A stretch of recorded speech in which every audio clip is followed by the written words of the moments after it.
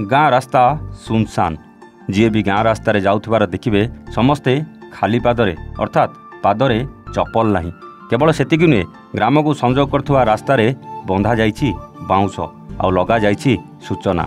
या सहित रास्तारे पड़ी झुटी चिता। एभली विचित्र चित्र देखा मिली उदला ब्लॉक अधीन कुटुलिंग राजस्व ग्राम।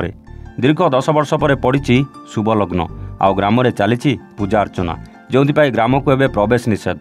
कुटुलिंग राजस्व ग्राम चली दशंधी पूजा आउ ए दशंधी पूजा करा जाउछि ग्रामर सुरक्षा पाई, अर्थात रोग व्याधि वन्य जीवजंतु कबलरू ग्राम और ग्रामवासी को बचाया होउछि एही पूजा, जोउतरे कुटुलिंग ग्राम अधीन 13 गोटी ग्राम सामिल। एही पूजा पाई ग्राम को एवं बाहर लोक निषेध।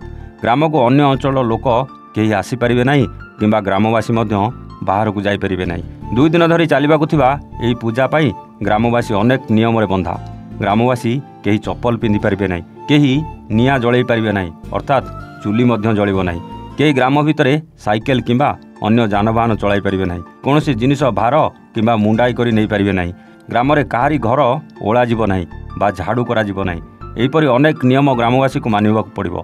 केवल ग्रामवासी नुहे, जदि केही बाहर लोक ग्राम को जाए तेबे से मध्य एही नियम मानिबाकु बाध्य।